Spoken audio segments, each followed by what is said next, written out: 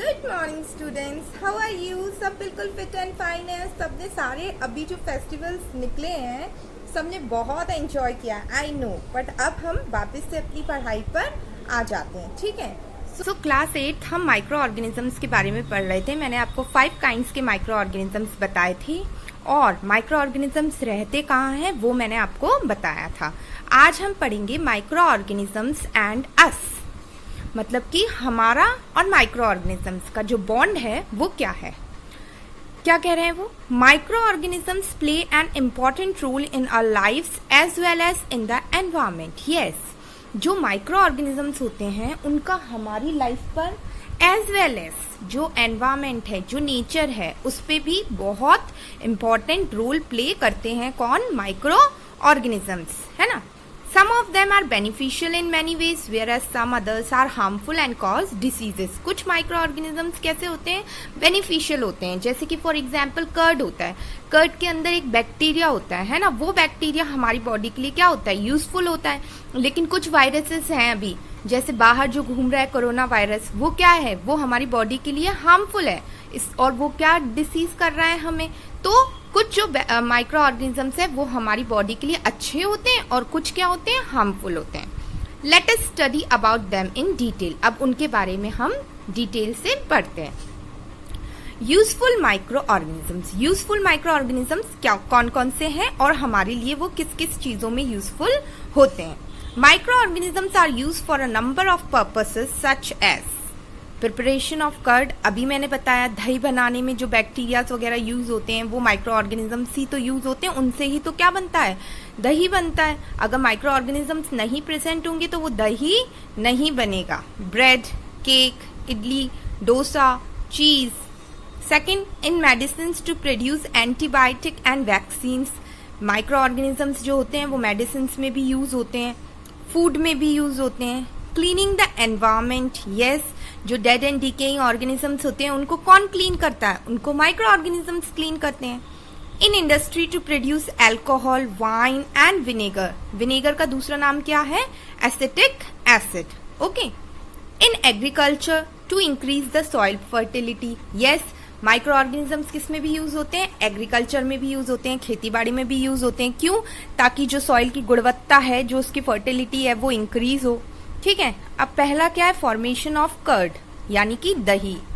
Making of curd is a process in which the lactose, milk sugar of the milk is converted into lactic acid by the action of certain bacteria, mainly lactobacillus. क्या बोल रहे हैं वो? जो milk होता है ना, milk के अंदर जो कर्ड जब हम बनाते हैं तो जो मिल्क होता है उसके अंदर एक मिल्क के अंदर क्या प्रेजेंट रहता है? लैक्टोज प्रेजेंट होता है, जिसको हम शुगर भी बोलते हैं। शुगर को जो लैक्टोज मिल्क के अंदर प्रेजेंट होता है वो लैक्टोज किस में कन्वर्ट हो जाता है? लैक्टिक एसिड में कन्वर्ट हो जाता है। किसके यूज से? लैक्टोबैसिलस एक बैक्टीरिया होता है, उसके इन्वॉल्वमेंट में लैक्टोज जो है, मिल्क जो है, वो किस में कन्वर्ट हो जाएगा? लैक्टिक एसिड में कन्वर्ट हो जाएगा और वो क्या बना देगा? कर्ड बना देगा। How curd is made. Curd बनता कैसे है? सब घर पे प्रैक्टिस भी कर सकते हैं। आपकी मम्मा जमाती है ना दही, कैसे जमाती हैं वो देखो। To make curd, a small amount of curd added to warm milk and keep the milk containing vessel in a warm place. The curd in fact contains some bacteria of which lactobacillus is the one which promotes the formation of curd. Okay children, क्या बोल रहे हैं वो?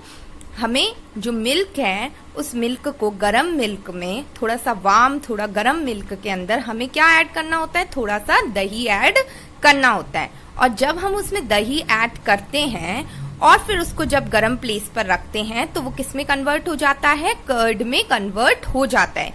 क्यों हो जाता है? क्योंकि उसके अंदर एक बैक्टीरिया का फॉर्मेशन हो जाता है जिसका नाम है लैक्टोबैसिलस बैक्टीरिया। ओके, जो कि किसका फॉर्मेशन करता है? उस कर्ड को बनाने में मिल्क की हेल्प करता है। ओके, फिर क्या बोल रहे हैं वो? When warm milk is mixed with the curd, Lactobacillus starts growing and converts milk sugar lactose of the milk into lactic acid. मैंने वही बताया अभी आपको क्या कि जब वार्म मिल्क के अंदर हम दही मिक्स करेंगे तो जो लैक्टोबैसिलस बैक्टीरिया जो होता है वो किस में कन्वर्ट, मिल्क का जो शुगर जो मिल्क है उसको किस में कन्वर्ट करता है, लैक्टोज को लैक्टिक एसिड में. This in turn begin to make the milk thicker. उससे क्या बनता है, मिल्क थोड़ा गाढ़ा बनने लगता है. Finally curd is made. Once the curd is made it is transferred to a cooler place. This is done in order to reduce further growth of bacteria. Otherwise, the bacteria would make it sour by excessive production of lactic acid. जब एक बार milk बन जाता है तो फिर हम जो हमारा जब एक बार हमारा दही बन जाता है तो फिर हम क्या कर देते हैं हम उसको फ्रिज में या फिर कोई ठंडी प्लेस पर रख देते हैं ताकि जो बैक्टीरिया है उसकी ग्रोथ क्या हो जाए, रुक जाए और हमारा जो मिल्क है वो खट्टा, जो हमारा दही है वो खट्टा होने से बच जाए. Okay children, so this is how curd is made. अब घर पे जाकर के सब कर्ड बना सकते हैं. ओके, एंड मम्मी की हेल्प भी कर सकते हैं. Now these are 2 activities, nothing is there, you have to just go through it, read it once, you will be able to understand these activities. Okay children, now you are grown up students, so try to read this activities. Now increasing soil fertility. पहला हमने use क्या देख लिया कि दही में जो micro organisms हैं वो किस तरीके से वर्क करते हैं. भाई लैक्टोबैसिलस क्या हुआ, एक बैक्टीरिया हुआ, वो बैक्टीरिया क्या हुआ, माइक्रो ऑर्गेनिज्म हुआ, तो दही बनाने में कैसे यूजफुल हुआ. सेकेंड थिंग क्या है, increasing the soil fertility. All plants and animals need nitrogen. Yes, हम पढ़ चुके हैं पहले की क्लासेस में, प्रीवियस में, कि जो जितने भी प्लांट्स और एनिमल्स होते हैं सबको किसकी जरूरत होती है, नाइट्रोजन की. The gas that makes up 78% of the air. और हमारा जो टोटल एयर है, एटमॉस्फेयर है, उसमें नाइट्रोजन की वैल्यू कितनी है, 78% है. Some bacteria and blue-green algae are the only organism that can take nitrogen from the air. जैसे कुछ बैक्टीरियाज हैं और ब्लू-ग्रीन algae है, काई जो है वो क्या कर सकती है, सिर्फ उन्हीं के पास एक ऐसा वो होता है फॉर्मूला जिससे वो नाइट्रोजन एयर से ले सकें. These microbes called biological nitrogen fixers. और इसी वजह से इन माइक्रोब्स को क्या कहा जाता है, biological nitrogen fixers. Convert the elemental nitrogen to compounds of nitrogen which can be absorbed by the plant roots from the soil. तो ये जो माइक्रोब्स हैं, बायोलॉजिकल नाइट्रोजन फिक्सर्स, ये क्या करते हैं, ये जो नाइट्रोजन होता है उसके कंपाउंड्स को किस में कन्वर्ट कर देते हैं, नाइट्रोजन में. Which can be absorb by plant roots from the soil. जो कि जो सॉइल है उसमें से कौन एब्जॉर्ब कर लेते हैं, रूट्स, प्लांट की रूट्स एब्जॉर्ब कर लेती हैं.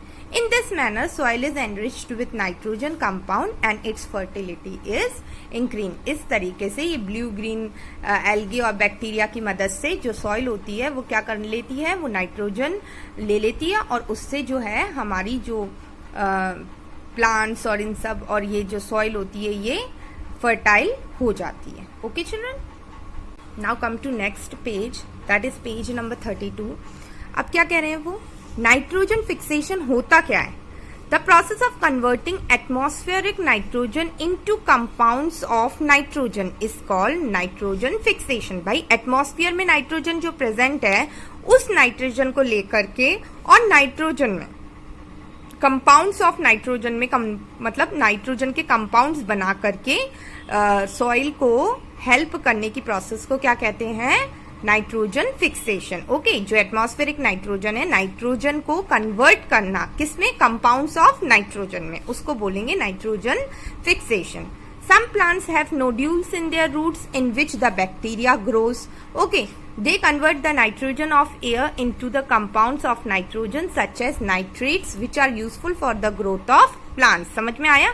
हम पहले पढ़ चुके हैं कि जो रूट्स होती हैं उसमें क्या प्रेजेंट होते हैं, ऐसे बिंदी बिंदी जैसे रूट नोड्यूल्स प्रेजेंट होते हैं. वो नोड्यूल्स क्या करते हैं, वो नोड्यूल्स नाइट्रोजन लेकर के और नाइट्रोजन के कंपाउंड्स बना देते हैं. जैसे कि नाइट्रोजन का एक कंपाउंड है नाइट्रेट. ठीक है, तो नाइट्रेट बना करके वो किसको हेल्प करते हैं, सॉइल को दे देते हैं और फिर प्लांट्स रूट्स वहां से उसको एब्जॉर्ब करके प्लांट की ग्रोथ में हेल्पफुल होती हैं. The nitrogen fixing bacteria are natural fertilizers of the soil, and because of their ability of fixing atmospheric nitrogen, the leguminous plants are commonly used in crop rotation. क्योंकि लेजुमिनस plants के अंदर क्या होती है, root nodules present होते हैं, तो वो क्या करते हैं, वो हेल्प करते हैं हमारी फील्ड को, हमारे एग्रीकल्चर को ग्रो करने के लिए. इसलिए तो हम लेजुमिनस प्लांट्स का यूज करते हैं, हमारी जो फील्ड होती है उसमें साथ साथ लगा देते हैं ताकि वो दोनों चीजों को मैनेज करके आगे हमको अच्छी ग्रोथ दे और सॉइल को फर्टाइल बनाए. The bacterium rhizobium lives in the root nodules. हम पहले पढ़ चुके हैं सिम्बायोटिक रिलेशनशिप में, है ना. This relationship between the roots of plants such as pea and beans and the bacteria is the symbiotic one. ठीक है, सिम्बायोटिक रिलेशन हमने कौन कौन से प्लांट की पढ़ी थी, पी और बीन्स, जो एक दूसरे को हेल्प करते हैं, है ना. और ये जो एक दूसरे को हेल्प करने वाली प्रोसेस है उसको क्या कहते हैं, सिम्बायोटिक रिलेशनशिप या सिम्बायोटिक. जो बैक्टीरिया होगा वो कौन सा बैक्टीरिया होगा, सिम्बायोटिक बैक्टीरिया. ओके, लेजुमिनस जो राइजोबियम बैक्टीरियम है ये क्या होगा, सिम्बायोटिक बैक्टीरिया. ओके चिल्ड्रन, तो यहाँ तक आपको समझ में आया. अब production of alcohol wine vinegar हम कल पढ़ेंगे. तब तक आपको रीडिंग करनी है अप टू पेज नंबर 32 और आगे भी आप कर सकते हैं. Read it again and again, nothing is much difficult in this chapter. अगर हम ढंग से रीडिंग करेंगे तो हमें सब कुछ समझ में आ जाएगा. ओके चिल्ड्रन, फिर हम कल करेंगे. Thank you.